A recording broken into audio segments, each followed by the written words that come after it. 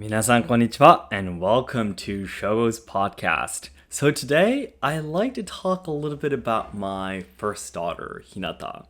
Now, Hinata has recently been growing so much, so fast, and recently, of course, she can run around on her own, and because she started going to kindergarten, she folds her own clothes, she can take off her shoes and line them up neatly in the front of our house, at the genkan in the front of our house, and when she comes in, and she can brush her own teeth. I do of course always help her out, but she could do that. And Harumi and I, my wife and I, we were always very, very pleased and touched by how fast she is growing. We are very happy about it. Yes, and the other day, I actually experienced my first no performance stage. Yep, and I was very happy because Tomoko came, my team member Tomoko came. Kazu was actually over from Kyoto. I'm sorry, over from Hiroshima to Kyoto. Yeah, just by coincidence at that timing for work, And they all came. Everyone came together to see my first no performance on a proper stage. And I was very nervous, yeah, but it was a lot of fun, yeah. And anyways, my first daughter, Hinata, when the performance place, you would need to take off your shoes there too. And we all went in kimono together. And when they were going outside the stage once in a while, because their second daughter Nagi is still small and she can't stay quiet at a stage, So, and the audience chairs and everything. So they would go outside once in a while. And every time they try to go outside, there's the shoe box where you put your shoes in after taking them off, right? Then Hinata, our first daughter, every time she needs to put her own shoes on, she would lay out the adults' shoes first, like Kazu's shoes, Tomoko's shoes, mom's shoes, and then her own shoes afterwards, later. So like all of us, our team members, and also Harumi and I, we were like, are you serious? I mean, like, you're 3 years old and you can already do that? I mean, like, this is really weird, a parent just boasting about their child, but you're really, really touched. And we never ever taught her to do that before, like, to always, like, bring out shoes for other people. She just thought of it herself, and we were like, wow, you can do such a thing already. And that night when we say goodnight to our kids, we always sit next to them and pat their head, give them hugs, and saying that we love you very much and you're really precious and everything. And at that time, this is the main part of today's topic, by the way. So we always say that. And recently, because she's such a good girl, so kind to others and such, being able to say her greetings, thank yous and I'm sorries and everything. We always, what should I say? Compliment her? What should I say? What's the right word I'm looking for? Say that's a good thing. Tell her that we're very proud of you, that you can do that. Yeah. But at the same time, I told her that, but always remember, Hinata, we love you because you are you, and not because you're a good girl. Now, I really think this is something important. For me, at least, it's really important that I tell this to my children. Because children, when they're told that they are, that their parents are proud of them or like them for something that they did, kids tend to try to basically cling on to that, and be almost tortured by that. For example, if you're told you're a good boy, girl because you're kind, you, at some point in life, you start to believe that your parents love you because you are kind. And then the moment you're not kind anymore, you're not needed. Your value is gone, It could be anything else. It might be your parents said you're great because you're smart. You get good grades on school, or you get good results in sports, I don't know.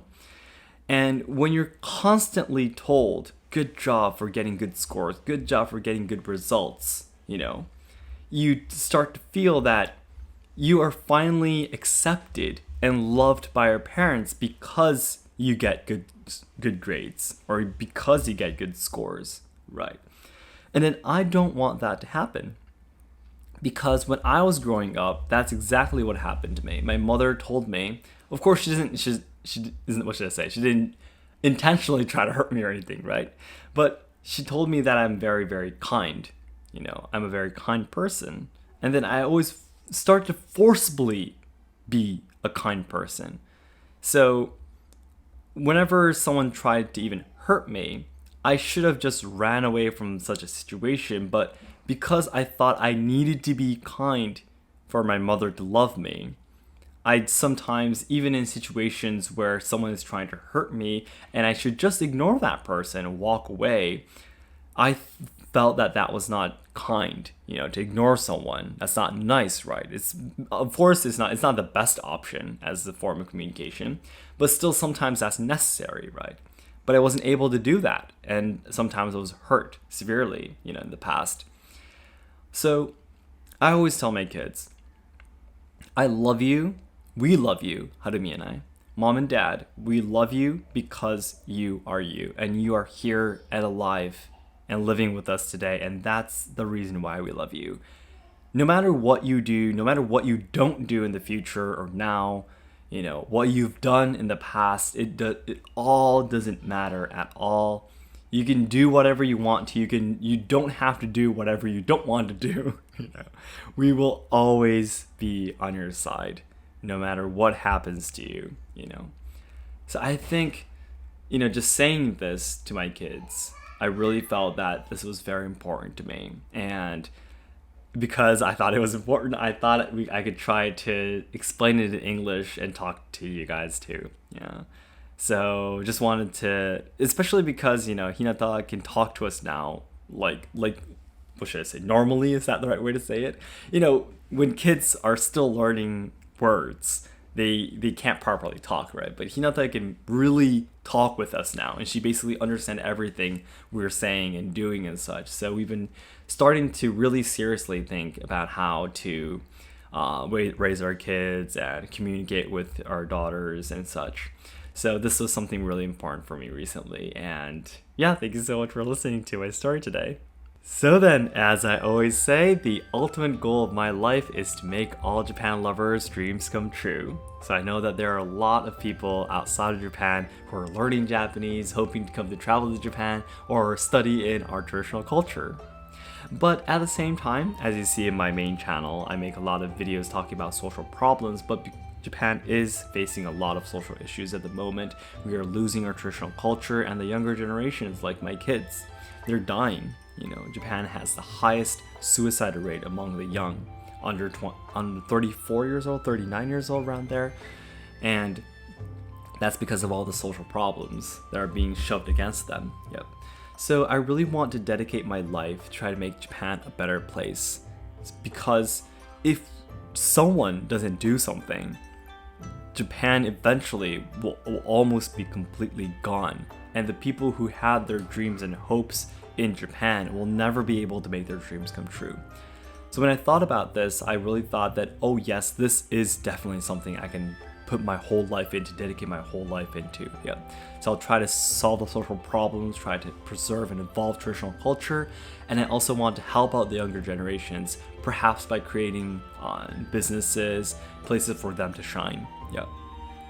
And to do that, as you guys all know, my first step is to achieve 1 million subscribers by January 2023, so all your like buttons and comments in my videos will help to boost them to new viewers who have never seen my channel before, so it'd be great if you can help me out. Thank you so much.